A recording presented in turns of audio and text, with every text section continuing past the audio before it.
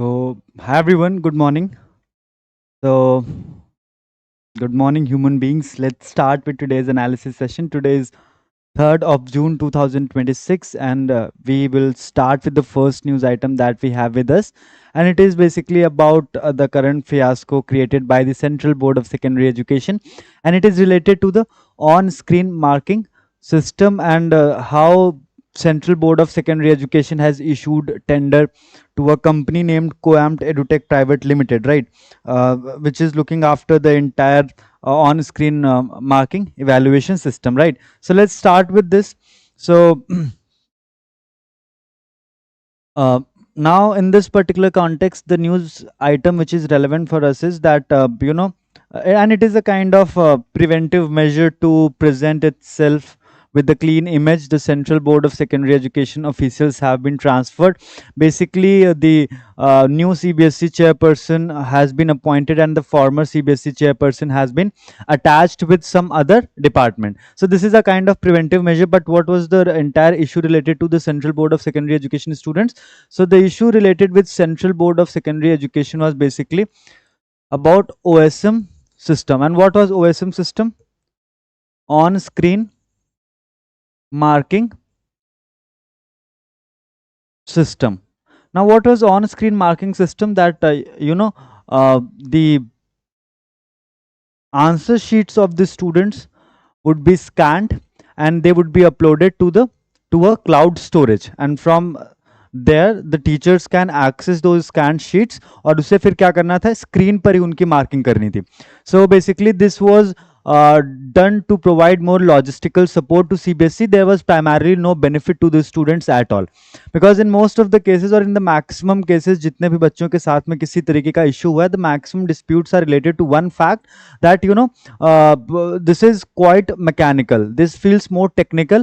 You cannot express yourself clearly, and there is no scope of expressing your feelings clearly when it comes to OSM system. Now the next important point is that this company which was allocated to manage this entire on-screen marking system was basically a company named Coamt Edutech Private Limited.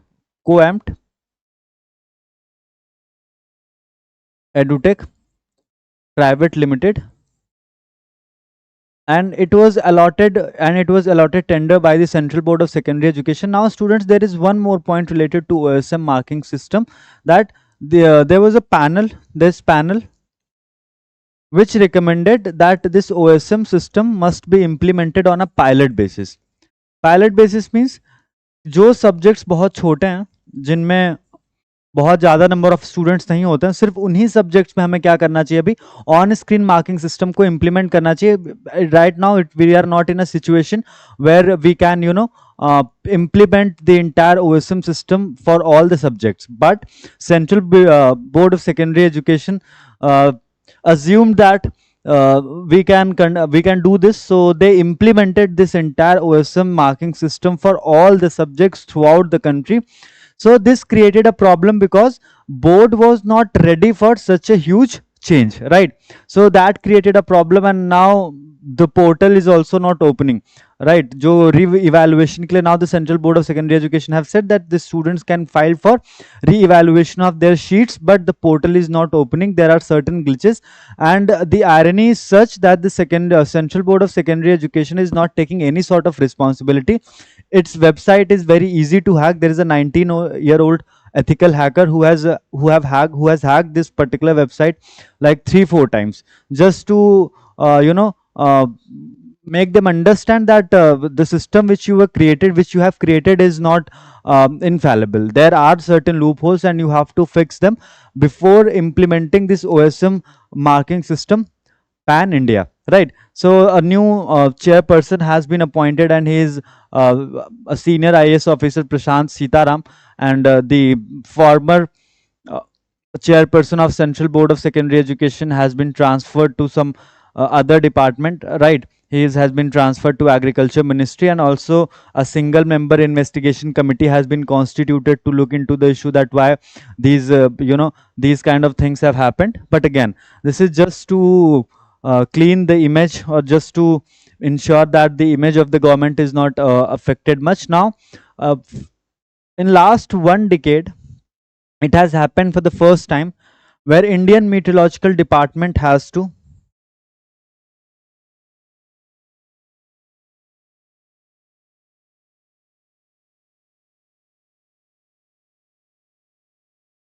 fail to where Indian Meteorological Department has failed to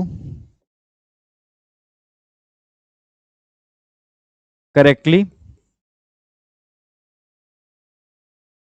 forecast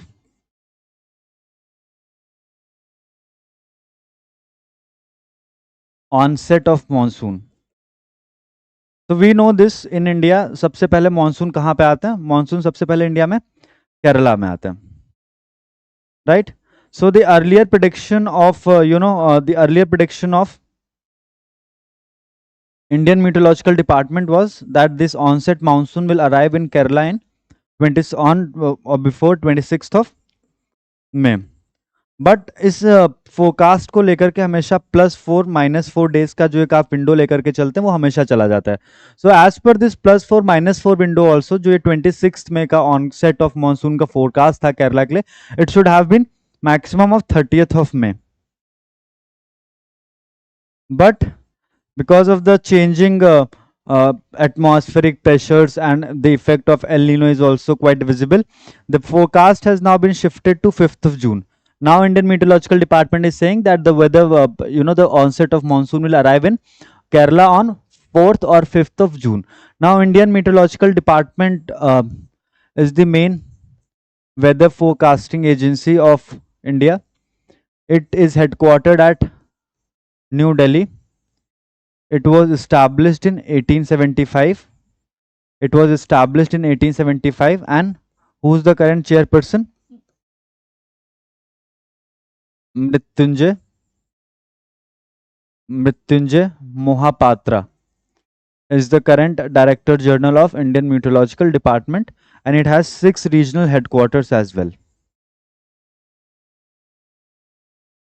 It feels like all the central agencies are failing at once, whether it's Central Board of Secondary Education or Indian Meteorological Department, right?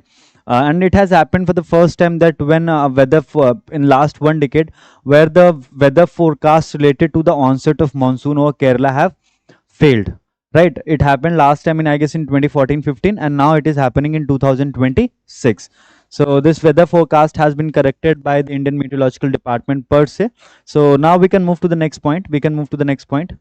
Please remember the name of that company which was given or which was allocated the tender to look after the entire OSM on-screen marking system. The company is Co-Amt Edutech Private Limited. Now moving on to the next point. Now we know this a few days back, the Prime Minister of Nepal, Mr. Balendra Shah, gave a statement, and after that, the entire things got so heated. So basically, he said that he accepted the fact that there are certain territories of Nepal over which India has its control, and there are certain territories of India over which Nepal has control. So finally, the leader of Nepal's ruling party, the chairperson of the Nepal's ruling party, RSP, Rashtriya Swatantrata Party, its chairperson, Mr. Rabi Lamichhane, is on an Indian visit, and during that particular visit, India and Nepal have given a joint statement that both these countries will resolve their border issues mutually. There is no need of a third party. We don't need a third party to intervene between the border issues of India and Nepal. Now students, let's talk about the border issue of India and Nepal. So we have discussed it multiple times. Now I'd like to ask one very simple question. India और नेपाल कितना border share करते हैं? India and Nepal कितना border share करते हैं?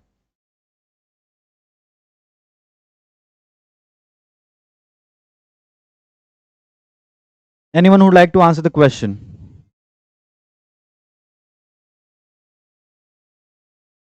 And through how many states this particular border crosses?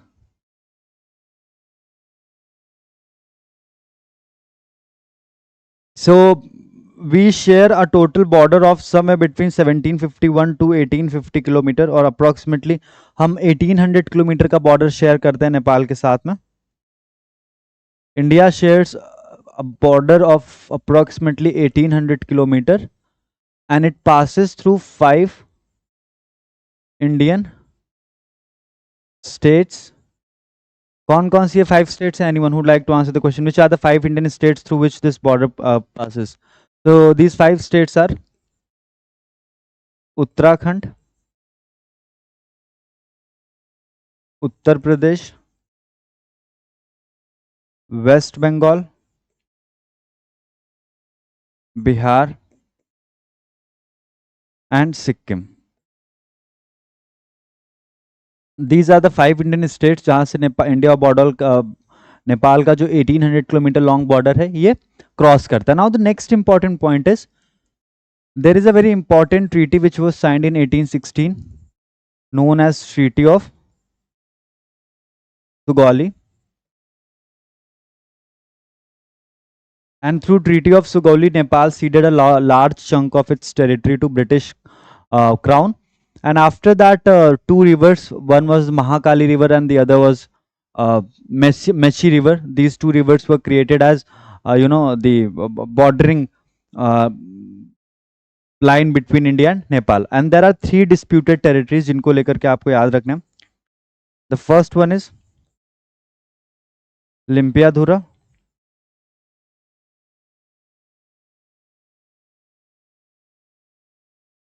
second one is Kalapani. Can anyone name the third territory जिसको लेकर के इंडिया और नेपाल का डिस्प्यूट है? The third territory related to which India and Nepal have the issue. Anyone who can name the third territory जिसको लेकर के India और नेपाल का इशू है?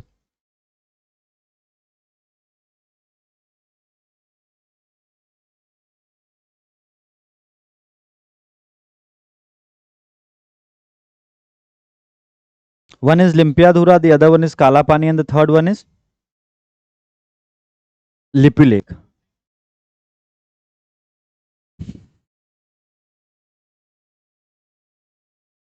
Right, and there was also a statement by the Prime Minister of Nepal, Mr. Balendra Shah, and the statement was that we have also sent a formal letter to the British Crown or to the British government, because when the Treaty of Sugauli was signed in 1816, British government was, British Crown was there in India, right?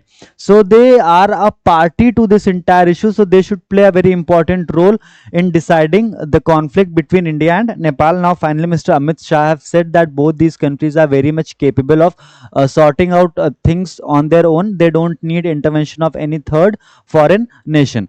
Now moving on to the next important point. So this is one of the biggest attack on Ukraine since the war has commenced. Over approximately 18 people are killed and over 100 people are injured in Ukraine. So today we will today we'll do a quiz about the North Atlantic Treaty Organization. I have informed you yesterday that we'll do a quiz about North Atlantic Treaty Organization.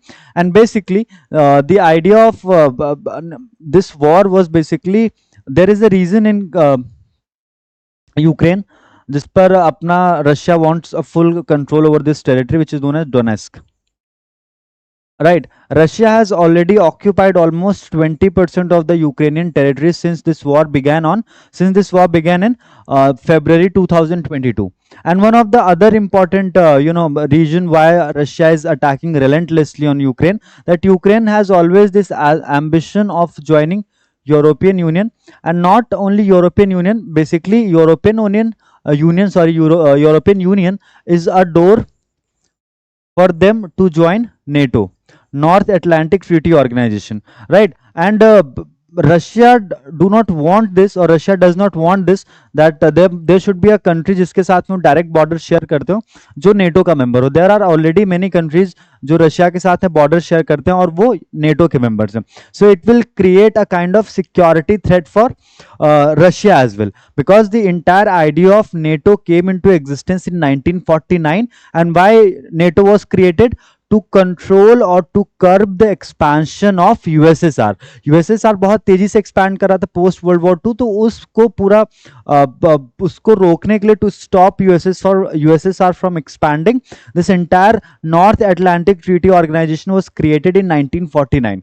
So Ukraine, when this 1991 disintegration of USSR took place, Ukraine was created as a separate nation. Since then, Russia has, and since then and primarily 2000, since 2001, Russia has this ambition of, occupying Ukraine, because it has always believed that Ukraine is a part of USSR, so it should remain with USSR, right? And Donetsk is a region where, maximum people who are living there, they are basically Russian speaking people, and Russia wants them to, to be a part of Russia. They don't want, or Russia does not want them to remain with Ukraine. So that's why this entire was started. And in one of the, deadliest nights for Kyiv, over 18 civilians have been killed and over 800 people are wounded. Now, this escalated attack, attack also tells one important thing, that Ukraine is also causing a lot of damage to Russia by attacking their multiple oil fields, which are essential for Russia to fund or finance their war, because Russia is minting a lot of money since the Strait of Hormuz is closed, right? So they are attacking the essential oil infrastructure of Russia, right? Now, students, moving on to the next point,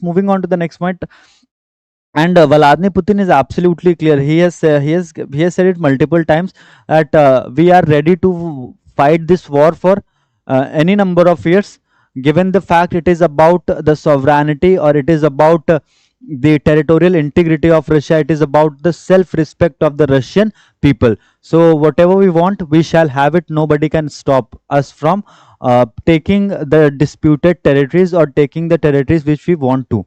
And in 4 years, Russia has already occupied 20% of the Ukrainian territories, right? So definitely Russia is winning this war, but Ukraine has, disputed this claim multiple times, but there is no point of disputing these claims.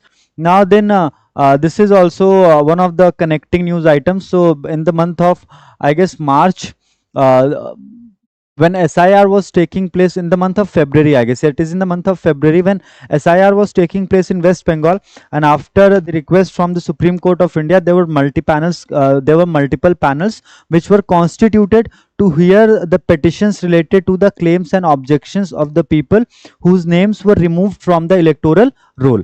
Now, when these judicial officers, and these panels were constituted under the judicial officers, so there were 7 judicial officers who were taken as a hostage in Malda district of West Bengal, and they were kept as a hostage for like 11-12 hours. And after the intervention from the Supreme Court of India, security forces were able to successfully rescue all these judicial officers. फिर उसके बाद में national investigation agency को ये responsibility दी गई that you have to investigate the entire case, and finally they have basically pressed charges against 31 individuals, and this might affect a lot of things for all the accused, but again, they have finally pressed charges against 21 individuals, and the cases are basically related to illegal detention, and obstructing the government work. All those kind of charges are framed against these 31 individuals. Then DK Shiv Kumar is said to take oath as the next Chief Minister of Karnataka. So nothing new. It was bound to happen after the resignation of K. Siddha Ramaiah. Now, this is the second such statement given by the Kerala government in last 1 week, since VD Satishan has taken charge as the next Chief Minister of Kerala. First one, he said that the singing of all 6 stanzas of Vande Mataram is not mandatory. It is absolutely optional, because there is no law on this particular point that singing of Vande Mataram, which is our national song, is mandatory. And the second one is, he has also said, and the statement is given by the education officials of Kerala, that Aadhaar card is not mandatory for admission to schools, right? So these are the two important statements. Now moving on to the next important point.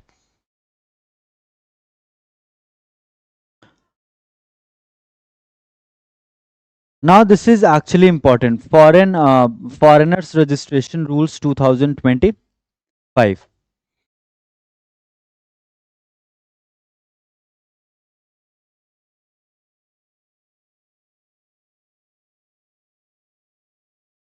So last year, a very important development took place when the ministry, or when the government of India replaced three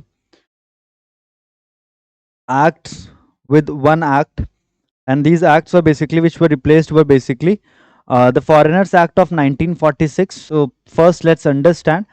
So in 2025, the government of India brought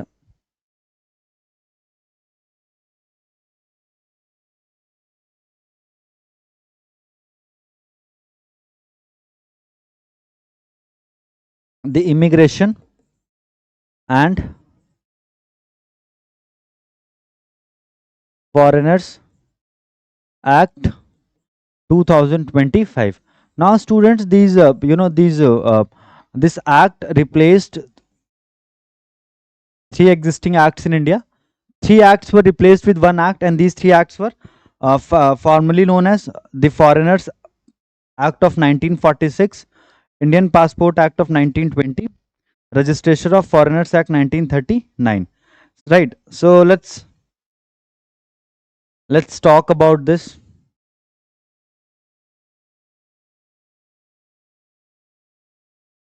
The first one was the Indian Passport Act 1920, which were replaced the Indian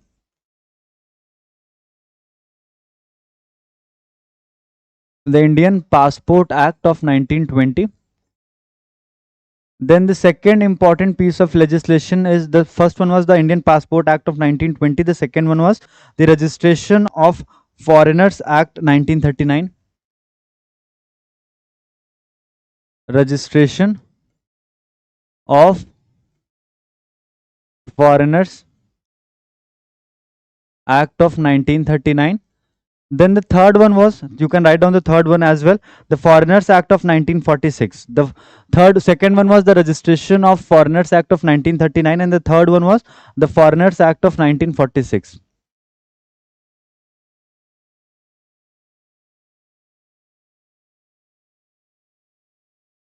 And the last one was the Immigration Act of 2000, the Immigration Act of 2000.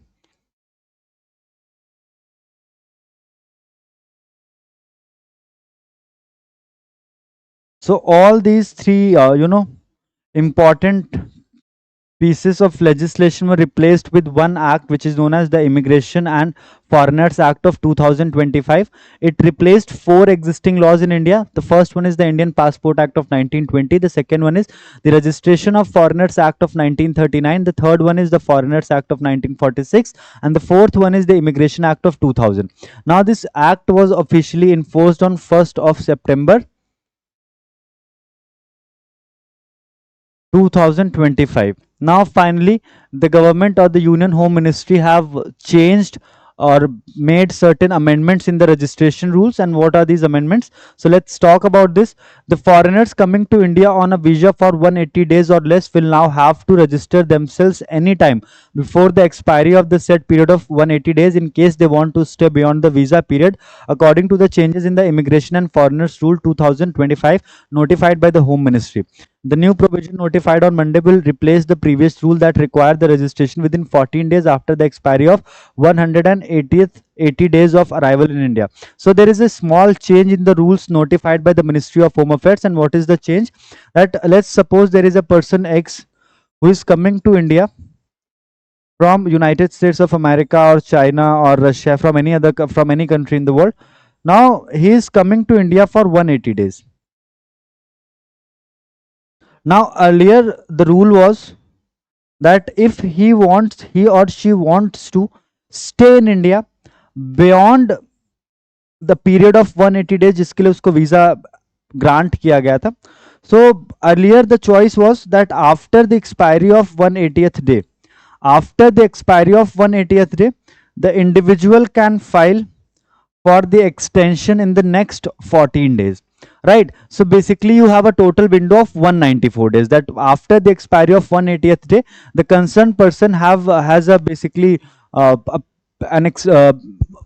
window of 14 days within which he or she can file for the extension of the visa.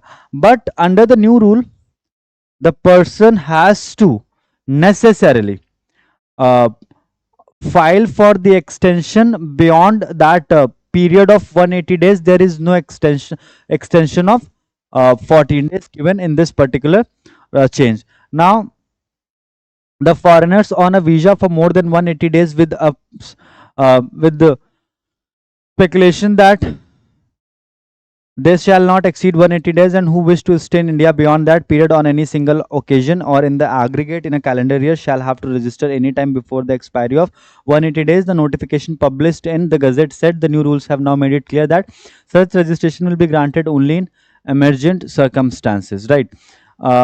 Previous rules stipulated that upon the birth of a child, parents have to electronically intimate the registration officer within 30 days for availing visa services, including the grant of new visa or exit permission. Now finally the Ministry of Home Affairs have said that all the earlier things are basically are no more into force. If you are coming to India on a visa for 180 days, then if you want to stay beyond a period of 180 days, then you have to seek an extension from the concerned authorities within that period of 180 days. Earlier there was an extension of 14 days कि 194 days के अंदर भी अगर आप file कर देते हैं extension के लिए, so you will get the approval, but now it is only limited to 180 days.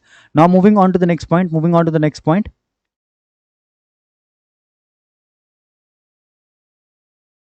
Now Rudram 2 missile. So let's talk about this Rudram 2 missile as well, because it is relevant for AILET and other law entrance examination. Rudram 2.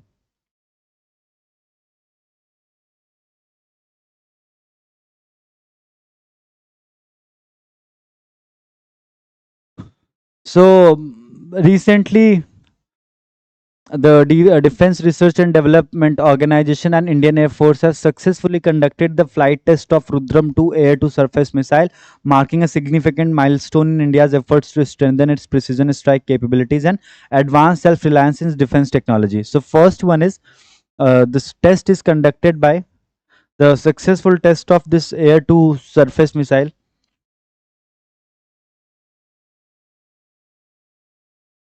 Missile's name is Rudram 2. Test is conducted by DRDO and the Indian Air Force. कहाँ पर इस test को conduct किया गया? So the test has been conducted at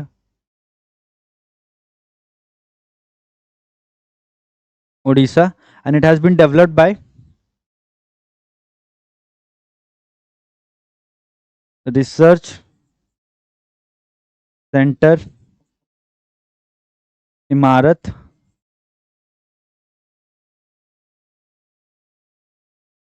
Hyderabad. And Imarat is basically a laboratory of Defense Research and Development Organization. Now students, the next point about this Rudram 2 missile is that it has a speed of 5.5 Mach. 5.5 Mach का मतलब क्या? That it can travel up to a speed of which is 5.5 times the speed of sound. The next important it has a range of up to 300 kilometers, right? It has a range of up to 300 kilometers, and it has a weight of 200 kg. It has a weight of, sorry, it can carry a warhead of up to 200 kg. Right, so these are the points related to the Rudram 2 missile, that it is an indigenously developed air-to-surface missile launched by the research laboratory of Defense Research Development Organization, Imarat, Hyderabad. The next important point is that it has a speed of up to 5.5 Mach, and it can travel to a distance of up to 200 kilometer, and it has a weight of, it can carry a warhead of up to 200 kg. Now exactly after 5 months after the Nicolas Maduro was captured by the United States of America on 3rd of January 2026, the acting president of Venezuela, Miss Delcy Rodriguez, is all set to visit India, and this visit is very important for India because we know this Venezuela is Venezuela has the largest reserve of the crude oil in the world. Approximately 17% जो crude oil का reserve है वो किसके पास में? Venezuela के पास में, which is approximately 303 billion barrels of crude oil. Now the next important point that we should understand regarding this particular topic is that the acting president is on an official visit to India, and his her visit will start on 3rd of June. आज से ये visit इनकी start हो जाएगी, और अभी Venezuela में elections भी होने वाले हैं, right? So because of that specific reason also, this visit is very important for Venezuela, because Venezuela is trying to look after, or is searching for more customers of for its crude oil, because there is a slight issue with the crude oil of Venezuela. And what is that slight issue of with the crude oil of Venezuela? That it is quite heavy. You need a more refined, or you need a more advanced refining mechanism to refine that heavy crude oil. Now moving on to the next point. Moving on to the next point.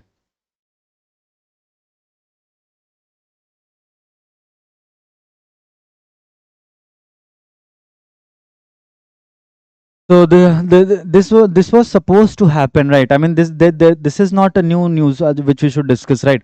So last week we covered one news where we have seen that Ministry of Home Affairs have constituted a high level committee under a former judge of the Supreme Court to study the impact of illegal immigration on the Indian demography.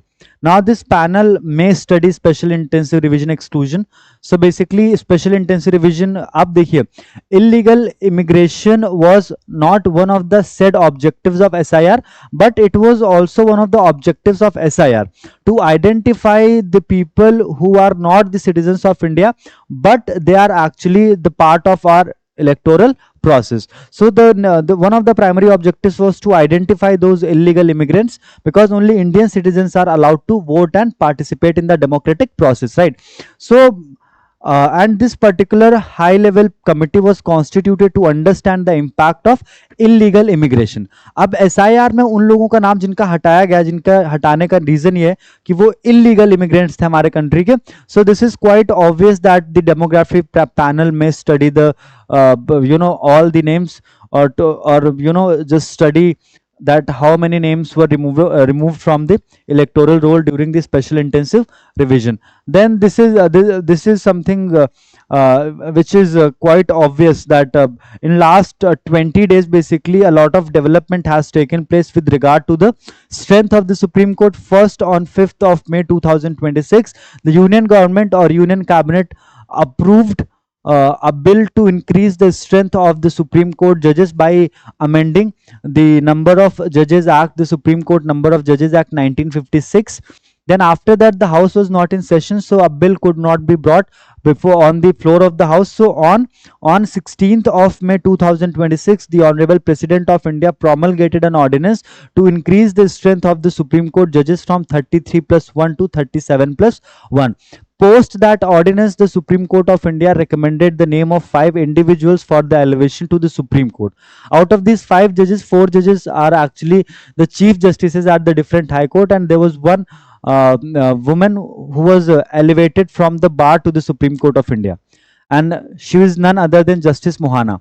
Right, at this point of time there are 2 women judges in the Supreme Court. The first one is Justice BV Nagratna, and the second one is Justice Mohana.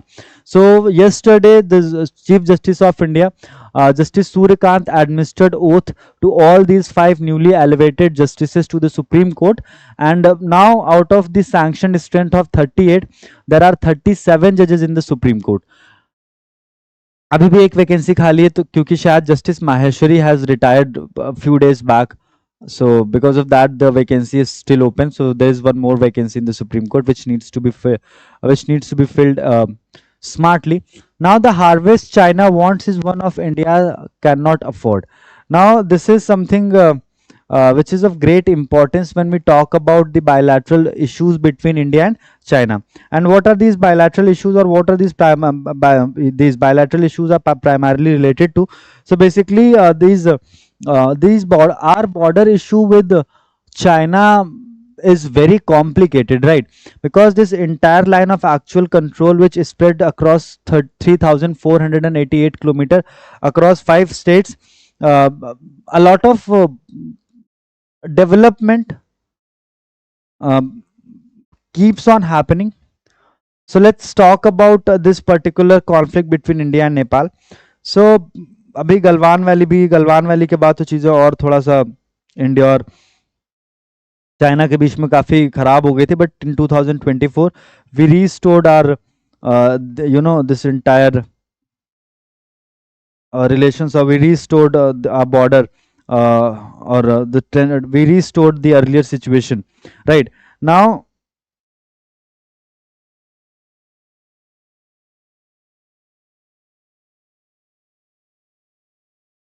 so total हम कितना border share करते हैं China के साथ में? Anyone would like to answer the question?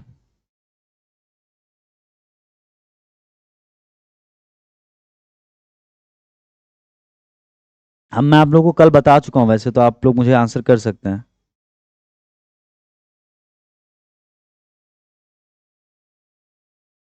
How much border we share with India, with Nepal?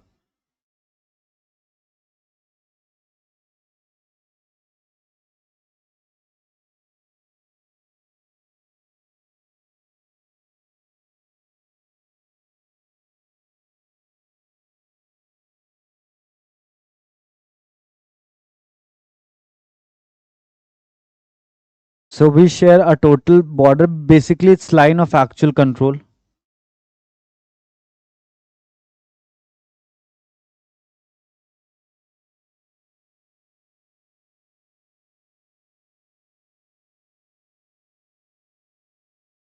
LAC. Length of this LAC is 3,488 kilometer, spread across 5 states. And also the next important point is,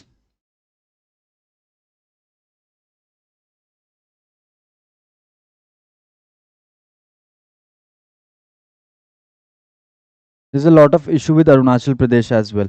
Now moving on to the next point, Arunachal Pradesh के साथ जो China border share करता है उसको ये बोलता है McMahon line.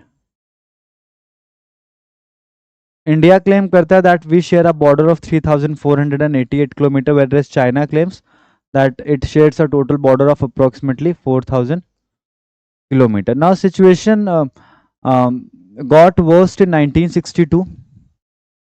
And what happened in 1962? So China occupied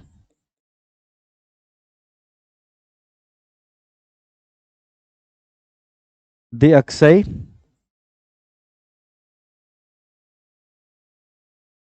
Chin area. Now Aksai Chin is basically it's a very important territory for India. India has always believed that Aksai Chin absolutely belongs to India, but China has absolute control of over the Aksai Chin area. Now the next important point is, which we should understand, the first issue is in Ladakh region, and the second issue is in McMahon region, which is Arunachal Pradesh. So India acknowledges the McMahon line, but China refused to, you know, acknowledge the McMahon line, and China has always claimed or asserted their claim over a huge chunk of area in Arunachal Pradesh. Right now, moving on to the next point, which we should understand, that this was the first Indo-China war. Now moving on to the next important point, and after that, after China was successfully occupied Aksai Chin, their ambitions expanded, and they wanted more Indian territory, basically in Arunachal Pradesh, right? And for a very long period of time, India is defending, and not since 2014, but before that also, India has been defending Arunachal Pradesh, the border of Arunachal Pradesh, for a very long period of time. Now moving on to the next point. The Ministry of External Affairs press release on 35th meeting of the working mechanism. Now students, what is the difference between demarcation and delimitation? Anyone who would like to answer the question, what is the difference between delimitation and demarcation?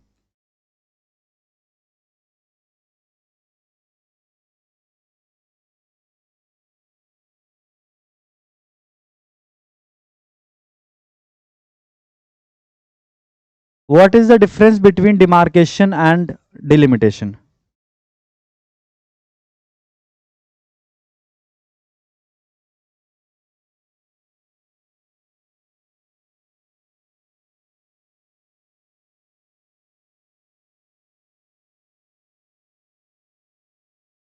So India has always asserted that it wants delimitation when it comes to the international border with China, and China has always asserted that it wants demarcation. So what is the difference between these two, delimitation and demarcation? Anyone who'd like to answer the question? Delimitation and demarcation.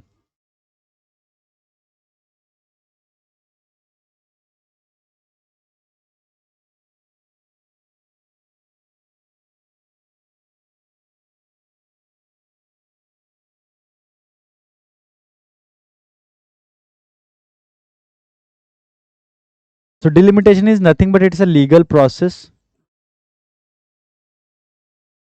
of defining boundaries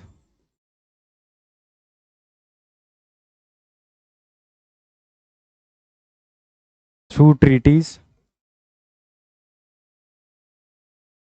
negotiations,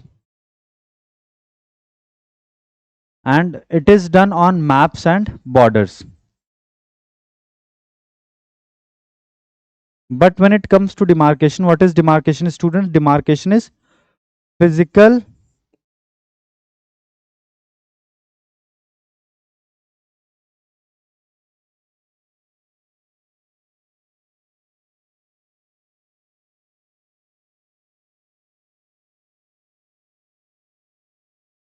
physical division point. Physical division point का मतलब क्या है? दिमाग physical distinguishing points का मतलब ये है कि चाइना वांट्स कि जो भी इंडिया और नेपाल का बॉर्डर इश्यूज है उसको रिजॉल्व करने के लिए there should be some landmark, कि जैसे फेंसिंग कर दी जाए या पिलर्स लगा दिए जाए. ऑल दो sort of things should be done, whereas India believes that we should adopt a legal process and we should solve our border issues through treaties and negotiations. There is no need for demarcation. Now recently India and China convened the 35th meeting of working mechanism for consultation and coordination on India China border affairs. It held on 27th of May 2026 in Beijing. And after that uh, India said that or the press release of Indian government said that we discussed issues pertaining to delimitation, border management mechanism, building and cross border cooperation. Whereas the Chinese media use the word demarcation instead of using the word delimitation. So China has always asserted this, that we want physical demarcation of boundaries between India and China. And since 1962 on end of relations हमेशा हमारे जो China के साथ में रहे वो basically रहे हमेशा जो अरुणाचल प्रदेश जिसका एक मेजर चंक जिस पर चाइना बोलता है कि it absolutely belongs to us, उसको लेकर के ये सारे इश्यूज हुए हैं. Right, now moving on to the next important point.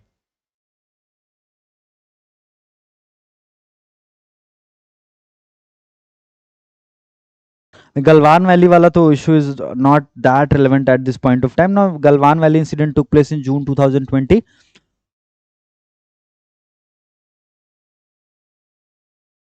where defense forces of both the countries came face to face and काफी सारे इंडियन जवान उसमें भी शहीद हो गए थे और Chinese soldiers were also killed. Now, moving on to the next point.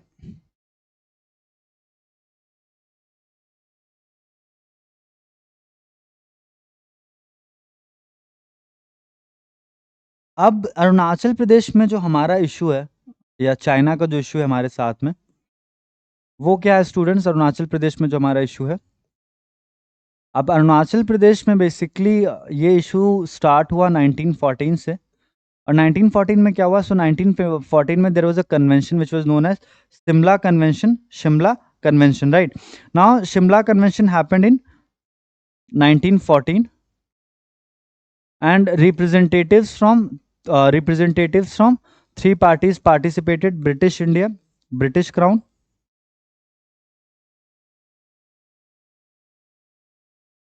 China, and the last party to participate in this was Tibet. Right, British Crown, China, and Tibet. And during this particular time in 1914 only, this McMahon line was created. Right, So since then, China always believes that the disputed territory in Arunachal Pradesh, they belongs to Tibet, उस पे India का कोई control नहीं है, right? Now China has always refused McMahon line. China said there is nothing like McMahon line, and it has always said that entire Arunachal Pradesh belongs to the autonomous territory of Tibet. And we know this कि तिब्बत में अभी चीजें किस तरीके से China operate करता है, right? So this is something which is of great importance. Now the second important point which we should understand when it comes to India China border issues, that the bilateral relations between India and China are not good because of only one reason, because of our border issue, right? फिर चाहे वो Aksai चीन हो, फिर चाहे वो अरुणाचल प्रदेश हो, फिर चाहे वो गलवान वैली वाला जो इंसिडेंट हुआ था, हमेशा जब भी ऐसा कोई पॉइंट आता है जहां से इंडिया और चाइना के रिलेशंस खराब होना ट्रिगर करते हैं, the reason is always related to the border issues. Just like Russia, China has also this expansionist policy where it believes कि हमें अपनी territories को और expand करना चाहिए, and it is not possible in 21st centuries to expand your territories unless you are not Israel, unless you are Israel, right? Israel को देखिए southern Lebanon पे, उनको सदर्न लेबनान चाहिए, right? So moving on to the next point, US Iran negotiations still a road to nowhere. We know this, that these negotiations are basically suspended for a while, and it will not serve any kind of purpose. Now the future of India's chip industry, so basically India's semiconductor mission was also launched, and India is basically lagging behind a lot. Basically our first indigenous or first facility in India where entire production will take place will get operational by 2028 in Gujarat, Dholera, and it is India's first facility. So it is also important. Now, India is facing a lot of challenges when it comes to the manufacturing of semiconductor chips. There are three countries: Taiwan, United States of America, and China, which have an edge over which has an edge over any other country in the world. And basically, recently, Nvidia gave a statement that they will invest close to $150 billion every year in the economy of Taiwan to ensure the availability of semiconductor chips in the international market. So it was a huge opportunity for India, and India is basically अभी बहुत पीछे हम हैं, and we need a more investment, we need a more robust policy making to ensure that we have a better infrastructure for these semiconductor chips. Now there are more than 10 facilities जिन पर अभी काम चल रहा है. There are more than 10 facilities जिन पर अभी काम चल रहा है related to this semiconductor chips, but again not a single facility is operational at this point of time. So that is a point of worry for both for Indian government. Now when we talk about India semiconductor mission, there are a few points related to this which are important. Good morning everyone.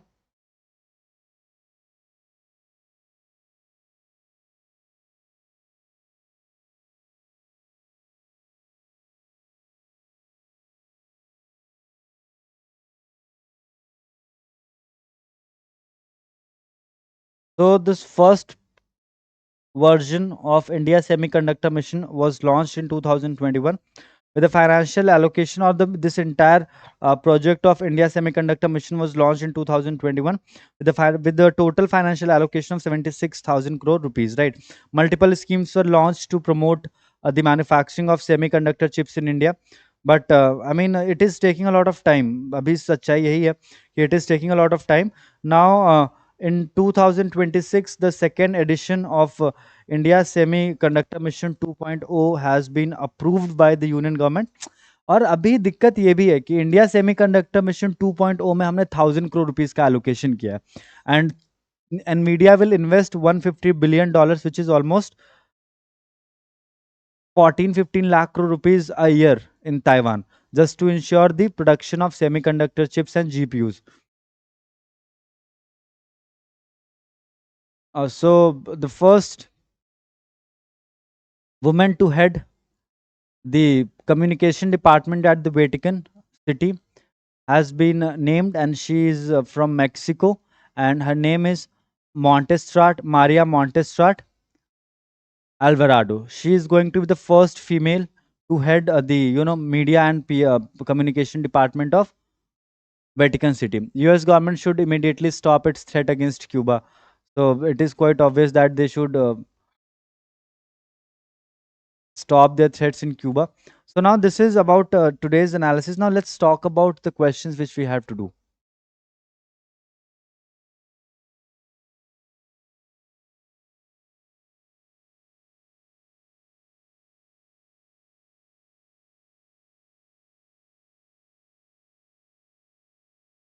So let's talk about these questions as well. It is related to NATO, and we know this. NATO is important for us. So let's start with NATO.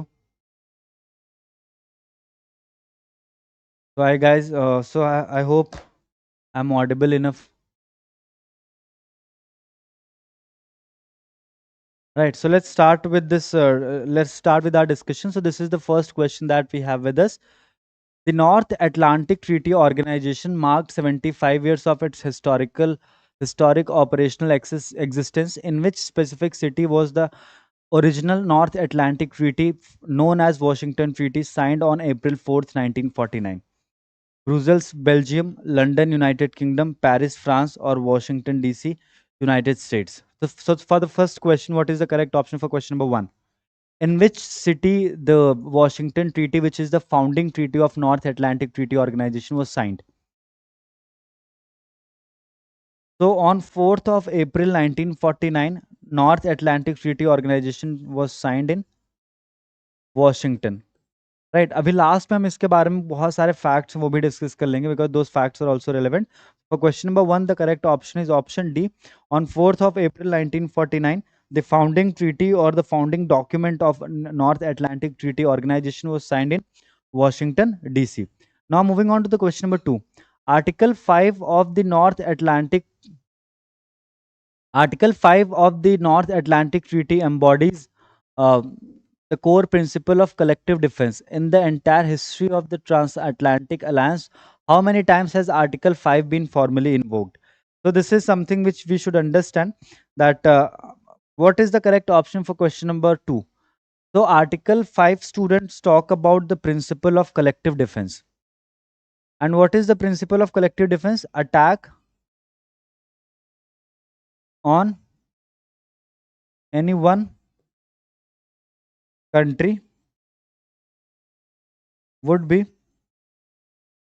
considered as attack on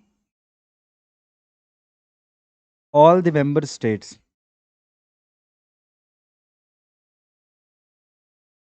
basically एक group है, उस group के किसी एक member पे अगर आप attack करेंगे तो उसको डिफेंड करने के लिए सारे ही मेंबर्स आ जाएंगे. It is given in article 5 of the north Atlantic treaty which talks about the principle of collective defence.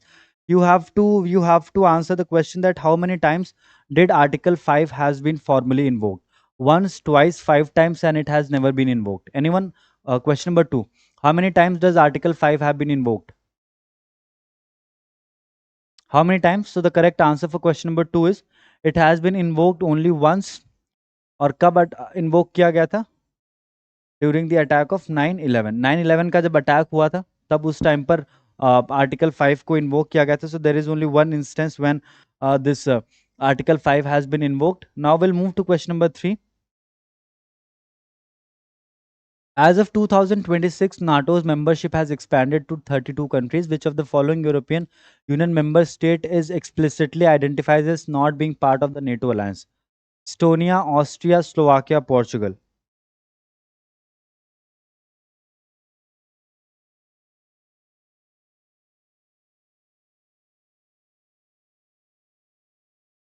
So, which of the following European Union member is not a member of uh, NATO? It has total 32 members, right? Estonia, Austria, Slovakia, Portugal. So Austria is not the member of European Union, is not the member of North Atlantic Treaty Organization. Total 32 members, but Austria is not the member of North Atlantic Treaty Organization. Now Finland's accession to NATO drastically altered the geopolitical frontier of the northeastern Europe by adding an extensive direct border with Russia. What is the exact length of the new Finland-Russia border? So Finland became the 31st nation to join North Atlantic Treaty Organization. Finland became 31st nation to join North Atlantic Treaty Organization in 2023. Right.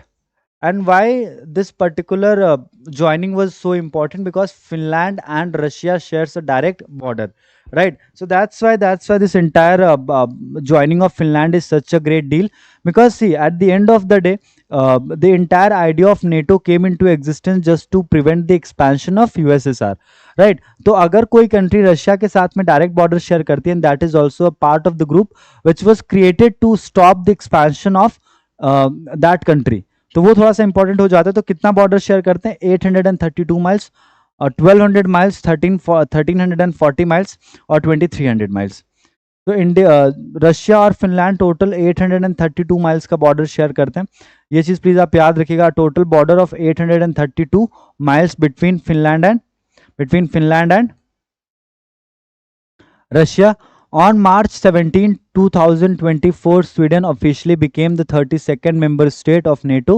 This historic transition effectively brought an end to how many years of long-standing Swedish military neutrality? 50 years, 100 years, or 150 years, or 200 years? For question number 5, which is the correct option?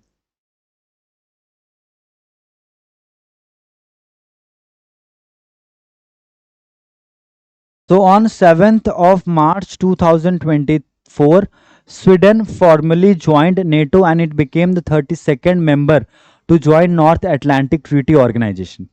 So for the past 200 years, Sweden has always a neutral stand when it comes to international conflicts and international situations. But after 200 years, and basically जब Russia Ukraine conflict वापस से start हो गया, so basically just to give them that protective shield, Sweden became the 32nd nation to join North Atlantic Treaty Organization, and as of today there are only 32 members of the NATO, right? So you can say Sweden is the last member to join NATO. To become a full member of NATO, an invited nation must navigate a highly structured accession process, which with which specific national entity must the final signed instrument of accession be deposited to make membership official.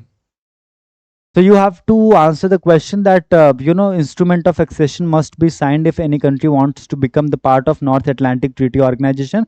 Now you have to tell me with which authority you have to submit or deposit the instrument of accession: the United Nations Secretariat, the United States Department, State Department, the North Atlantic Council Directorate, or the Allied Command Operations Headquarters. Question number 6. What is the correct option for question number 6? That with which official with which department or with which officials you have to deposit the instrument of accession to permanently become a member of North Atlantic Treaty Organization? So basically the answer for this question is question option B, the United States State Department, because the treaty was signed at Washington, and Washington is sorry, the U.S. State Department is basically a depository, right? So because US State Department is a depository of North Atlantic Treaty Organization, one has to submit the instrument of accession or deposit the instrument of accession with the United States of America. Now North Atlantic Treaty Organization operates on a system of common funding where all allies directly contribute to running the budgets and joint capabilities. What specific macroeconomic baseline is used in the agreed cost sharing to determine each country's financial burden? First one is option A, gross domestic product, per capita income, gross national income, purchasing power parity. Question number 7. अब जितने भी members हैं वो NATO को run करने के लिए जो बजट की जरूरत पड़ती है, that financial allocation is dependent upon what condition? Gross domestic product, per capita income, gross national income और purchasing power parity. Question number 7.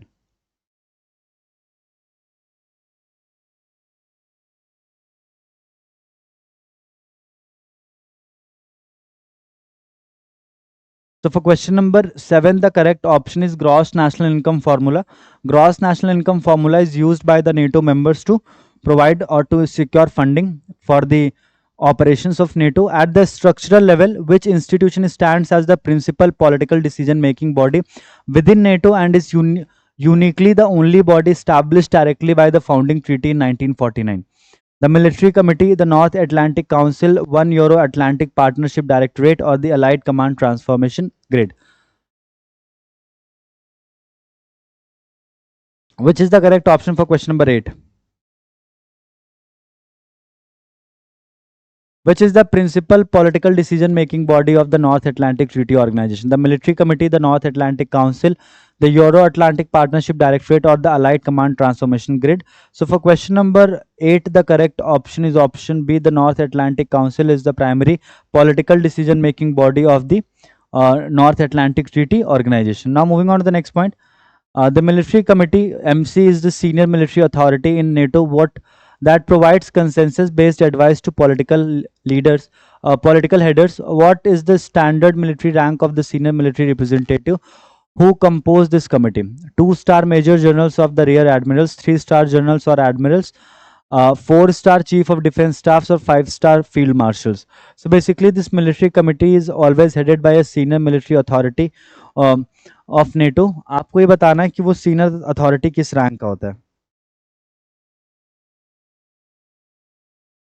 So it is basically this military committee is always presided by a person who is a 3-star general or admiral from any of the NATO member country. जो 3-star general या कोई admiral होगा किसी भी 32 NATO country से, उसी को military committee का जो मेन अथॉरिटी है वो अपॉइंट किया जाएगा. Now coming back to the final question. During the 2020 summit NATO adopt its new strategic concept guiding document for the first time in the alliance's history. Which country was explicitly included in this mandate for encroaching on European interests? China, Iran, Belarus, Georgia.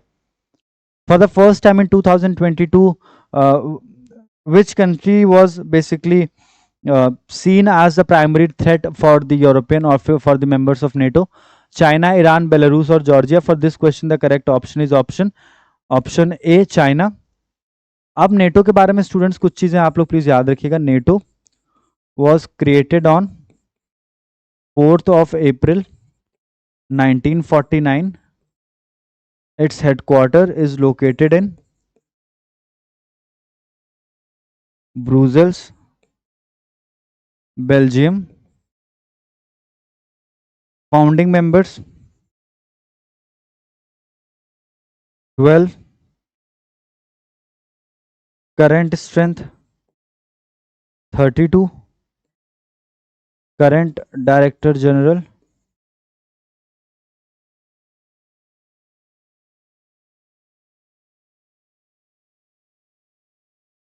Mark Rutte.